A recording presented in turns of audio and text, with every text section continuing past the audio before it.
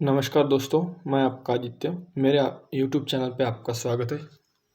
आज हमारा lecture 4th आपके सामने मैं पेश कर रहा हूँ।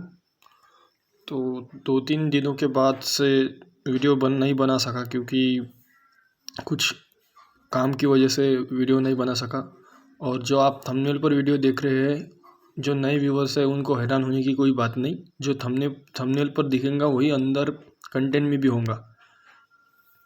तो आप कोई टेंशन ना ले, ये वीडियो सही तरीके से आपके लिए ही बना हुआ है। तो आज का सेशन चालू करते हैं। तो सेशन 4 में अब लौट गए हम। तो देखते हैं बौद्ध साहित्य क्या है। तो बौद्ध साहित्य के अंतर्गत साहित्य के अंतर्गत हीनयान एवं महायान दोनों प्रकार के साहित्य उपलब्ध है। पहली पाली भाषा में तो दूसरी संस्कृत भाषा में, यानी हीनयान पाली भाषा में और महायान संस्कृत भाषा में था। और जैन ग्रंथ प्राचीन काल में जैन ग्रंथ प्राकृत भाषा में लिखे गए, संकलित हुए। आगे संस्कृत में उन पर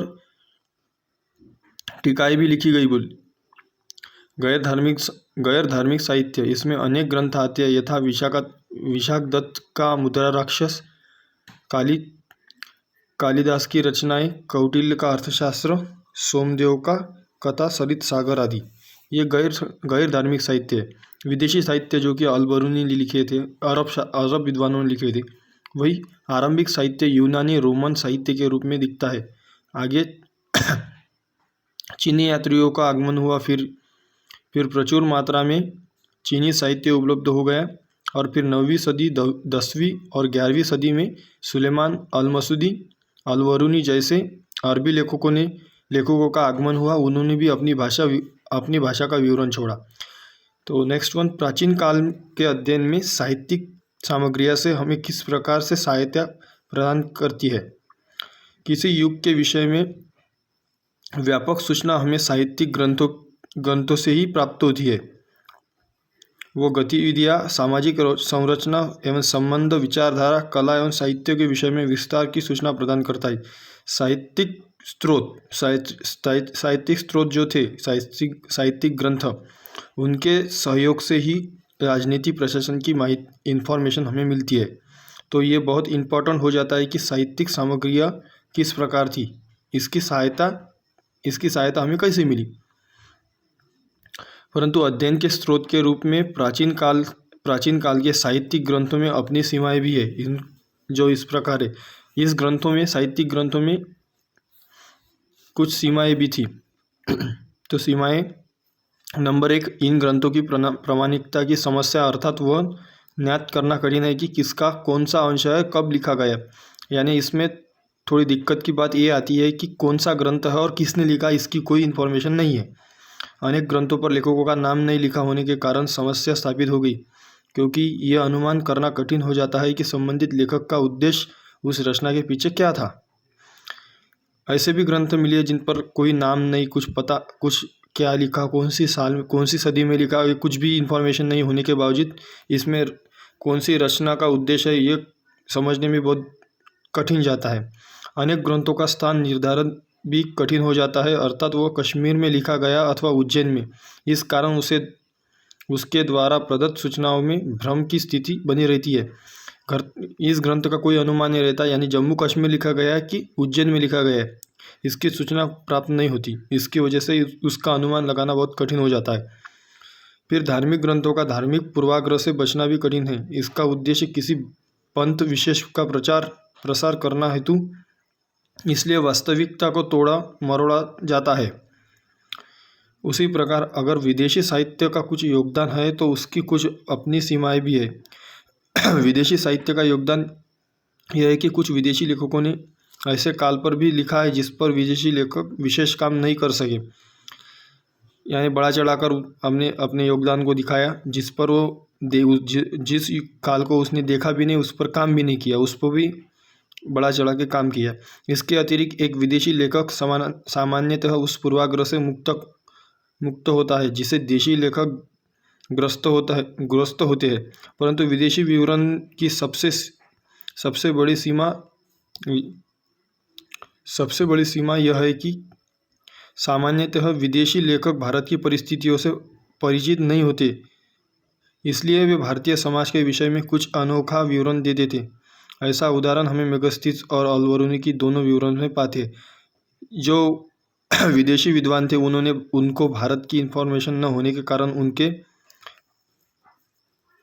विवरण में अलग प्रकार का अलग प्रकार का भारतीय समाज दर्शाया गया है।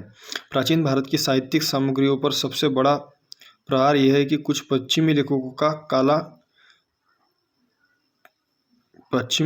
का मानना है प्राचीन भारत के इतिहास के लोगों में ऐतिहासिक सोच का अभाव था। ऐसी उनकी कोई रचना नहीं है जिसमें हमें विरुद्ध है और ऐतिहासिक ग्रंथ कह सके। वस्तुतः इस इतिहास लेखन भारत में इस्लाम की देन है, किंतु परीक्षण करने पर हम ये पाते हैं कि यह धारणा उचित नहीं है। इसका खंडन निम्नलिखित आधार पर किया जाता है, जिसमें उपर्युक्त कथनों पर यह कहा जाता है कि ऐतिहासिक ग्रंथ इस्लाम की देन है, परंतु इसका खंडन करते हुए निम्नलिखित आधार पर बताया जा रहा है कि विद्वान ऐसा मानते हैं कि उनका तर्क निम्नलिखित है। अगर हम कलहन की राजतरंगी को अपवाद में रखते हैं तो फिर हमें कोई ऐसा ग्रंथ प्राप्त नहीं होता जिसे हम विशुद्ध ऐतिहासिक ग्रंथ कह सके, क्योंकि यह ग्रंथ मिथक एवं काल्पनिक संघटनाओं से भरे हैं। प्राचीन यूनानी एवं रोमन लेखकों की तरह क्रमबद्ध रूप में घटनाओं के विवरण में उत्साह नहीं दिखता। अगर नहीं वे घटनाओं के बीच कार्यरत पद्धति को खोजने का प्रयत्न करते। प्राचीन काल में भारतीय लेखकों की काल निर्धारण धारणा भी एक पृथक समय की गणना रेखित रूप में न करके वृत्ताकार रूप में करते हैं, जैसा कि सती, त्रेता, द्वापर एवं कलयुग। परंतु उपयुक्त विचारों से लोगों में ऐतिहासिक वृद्धि का अभाव था। उचित नहीं है कि हम निम्नलिखित आधार पर इस धारणा को चुनौती दें। संपूर्ण विश्व में प्राचीन इतिहास लेखन का कोई समान मानदंड नहीं स्थापित किया जा सकता, क्योंकि प्रत्येक समाज ने अपने इतिहास संबंधी अवधारणा को अपने उद्देश्य के अनुकूल पृथक रूप में प्रस्तुत किया है। यानी प्रत्येक इतिहासकार ने अपने इतिहास संबंधी मुद्दों को पृथक रूप में विस्तारित किया है।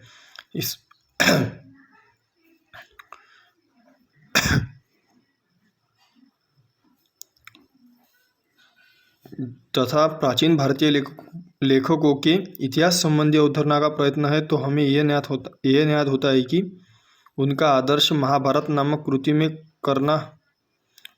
में व्यक्त हुआ है, तथा उनका उद्देश्य है कि 4 पुरुषार्थों को प्राप्त करना, अर्थ, धर्म, काम, मोक्ष। इसलिए हमें उनमें यह अपेक्षा नहीं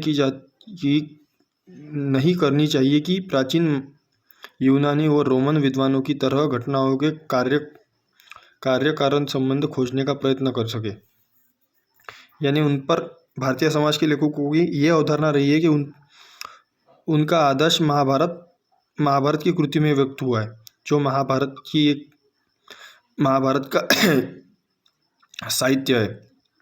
उसमें अर्थ, धर्म, काम, मोक्ष पर भर दिया गया है, जो कि इसकी उपेक्षा नहीं करनी चाहिए। वो प्राचीन यूनानी रोमन विद्वानों की तरह घटनाओं का कार्यकाल संबंध खोजने का प्रयत्न करे।